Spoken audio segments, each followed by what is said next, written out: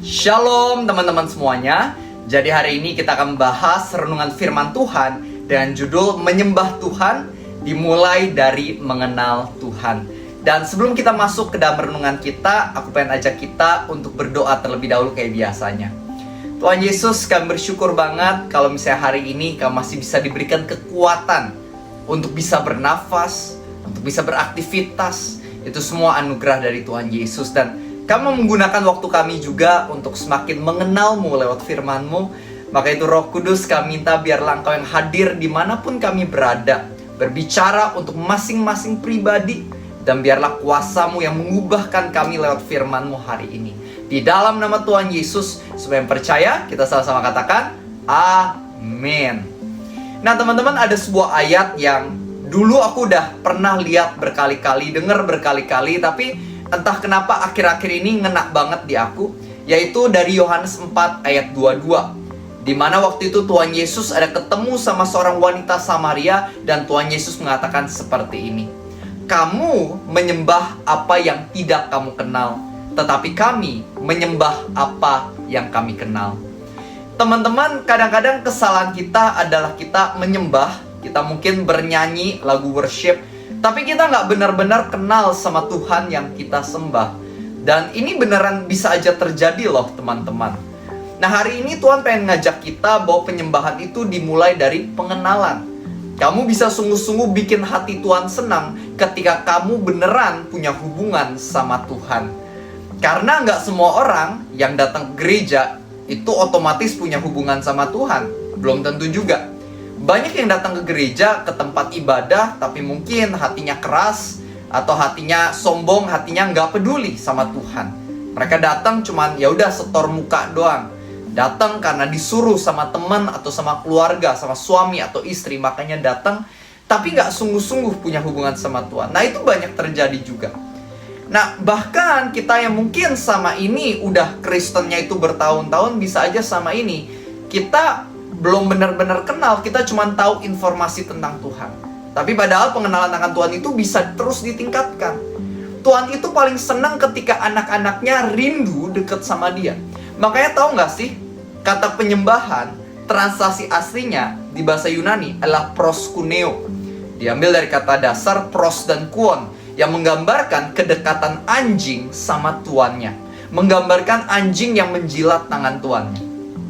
Kamu punya seekor anjing peliharaan nggak di rumah? Kalau misalnya kamu punya, sama seperti saya juga punya. Kalau di rumah saya, anjing saya namanya Dobu. Dia adalah anjing red toy poodle, lucu sekali.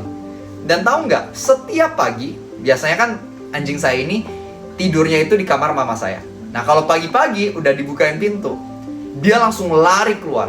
Dan tempat pertama yang dia selalu pasti kunjungi, bukan taman, bukan dapur, bukan ruang tamu, tapi dia langsung lari ke kamar saya.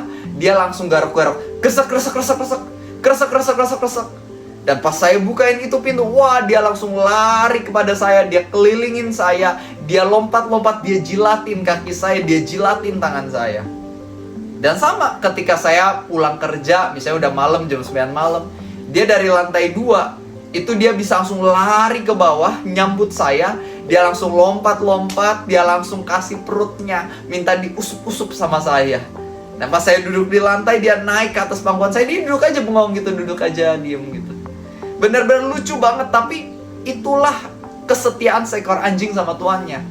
Yang namanya anjing itu adalah hewan yang sangat setia, yang seneng banget deket sama tuannya. Dan Tuhan mau mengatakan bahwa inilah penyembahan sejati, proskuneo. Ketika kita sungguh-sungguh mau dekat sama Tuhan, itulah penyembahan yang beneran nyenengin hati Tuhan. Nah sekarang pertanyaannya, kita beneran mau deket gak sih sama Tuhan? Kalau kamu aja jarang saat teduh, kamu aja jarang doa, atau doa pun buru-buru, cepet-cepet, kamu merasa kayak, wah lebih bagus kalau misalnya gak usah gereja, lebih bagus kalau misalnya gak usah datang ke komsel. Nah kalau misalnya seperti itu, pertanyaan adalah apakah kamu sungguh-sungguh rindu dekat sama Tuhan? Apakah kamu sudah menjadi penyembah-penyembah yang benar? Karena penyembahan itu dimulai ketika kita rindu untuk dekat sama Tuhan. Dan ketahuilah, sebelum kita yang rindu buat dekat sama Tuhan, Tuhannya yang rindu banget dekat sama kita. Teman-teman, sehari-hari saat teduh yang banyak, Bukan supaya dapat berkat yang banyak, meskipun otomatis pasti berkatnya juga lebih banyak, tapi jangan sampai itu tujuan utamamu.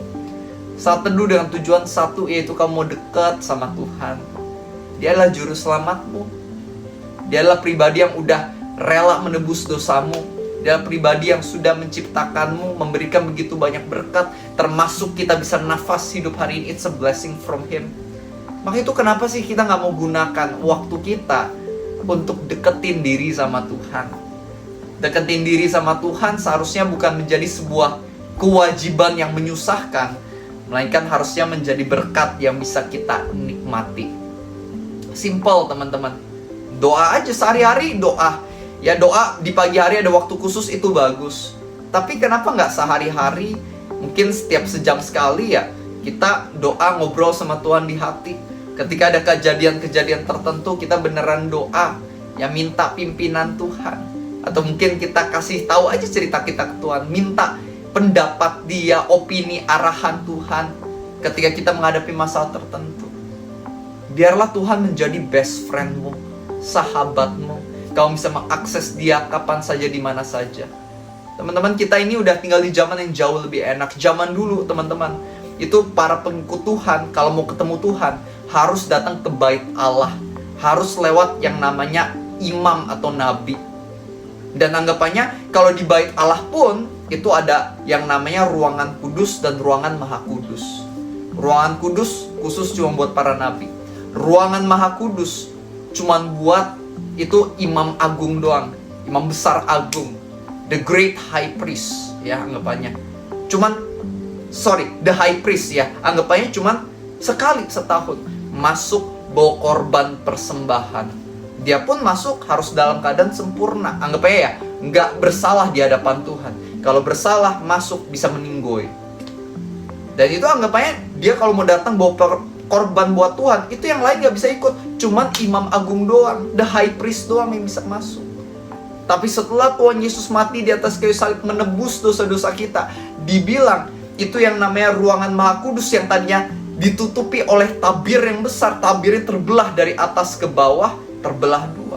Menggambarkan apa? Diriku dan dirimu sekarang lewat Yesus Kristus kita bisa mengakses Allah Bapa. Makanya kita doa dalam nama Tuhan Yesus, buat ingetin kita, kenapa sih doa-doa kita nih bisa didengar oleh Allah Bapa. Di mana aja, kapan aja kita bisa doa terhubung. Karena Tuhan Yesus udah jadi jalan buat kita. Tuhan Yesus sudah mempersatukan dua belah pihak. Tirai pembatas antara kita dengan Allah Bapa udah dibuka, sehingga kita nih bisa punya keintiman yang benar-benar intim sama Tuhan kita. Kita nggak perlu lagi yang namanya lewat nabi atau imam, tapi kita bisa akses direct langsung. It's a great blessing. Berkat pengenalan akan Tuhan itu jauh lebih indah daripada sekedar berkat keuangan dan kesehatan. So don't miss it. Kalau kamu mau sungguh-sungguh menyembah Tuhan juga hari ini, benar-benar punya kerinduan dekat sama Tuhan dan beneran spend time sama Tuhan sehari-hari. Aku pernah ngobrol sama beberapa teman. Kita ngobrol gimana cara bahagiain orang tua. Ya ada yang berpendapat kita beliin mobil buat orang tua, kita beliin rumah buat orang tua, kita bawa jalan-jalan ke Amerika, nanti baru orang tua senang. Tapi setelah kita discuss, kita rundingin sama-sama, akhirnya kita ambil sebuah konklusi. Sebenarnya yang orang tua paling inginkan bukanlah mobil, bukanlah rumah, melainkan ketika anak-anaknya mau ketemu Dia, ketika anak-anaknya ingat mereka, ketika anak-anaknya perhatiin orang tua. Di situ tuh orang tua tuh udah senang. Ya tentu kalau bisa dikasih mobil, rumah ya senang juga. Tapi lebih dari itu, daripada sekedar dapat mobil tapi anaknya nggak pernah datang. Orang tua yang baik dan mengasihi anaknya, mereka lebih rindu anaknya datang. Nggak perlu ada mobil barunya, nggak apa-apa nggak ada mobil baru. Yang penting anaknya datang. Itulah yang paling membahagiakan orang tua. Sama, Tuhan adalah Bapa, kita adalah anak. Yang paling Tuhan inginkan darimu bukan persembahanmu, bukan persepuluhanmu, bukan sekedar nyanyian lagu, mungkin kamu nyanyi Goodness of God, bukan sekedar kamu pelayanan di gereja, mungkin pelayanan usher atau pelayanan jadi guru sekolah minggu. Itu semua bagus, do it. Itu juga menyenangkan hati Tuhan. Tapi lebih dari itu, yang paling Tuhan inginkan adalah ketika kamu mau luangin waktu buat spend time sama Dia, buat bersekutu, ngobrol sama Dia. Di situ Tuhan senang banget. He is your dad, He is your father. Dan kamu adalah His son and also His daughters. Kamu adalah anaknya laki-laki, kamu adalah anaknya perempuan.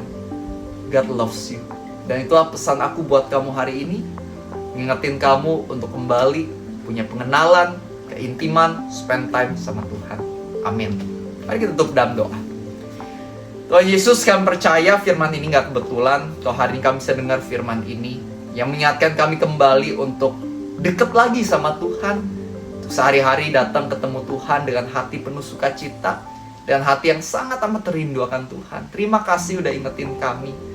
Dan Tuhan, aku berdoa bagi semua teman-teman aku ini dimanapun mereka berada. Aku mau berdoa biar Engkau yang ingatkan kasih-Mu kepada mereka.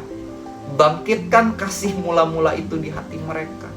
Atau mungkin ada berapa di antara mereka yang selama ini gak punya pengenalan akan Tuhan yang intim. Bantu mereka Tuhan, supaya mereka pun bisa melihat keindahan-Mu dan bisa mulai punya hubungan dengan-Mu yang mendatangkan damai, kebahagiaan, dan kekuatan.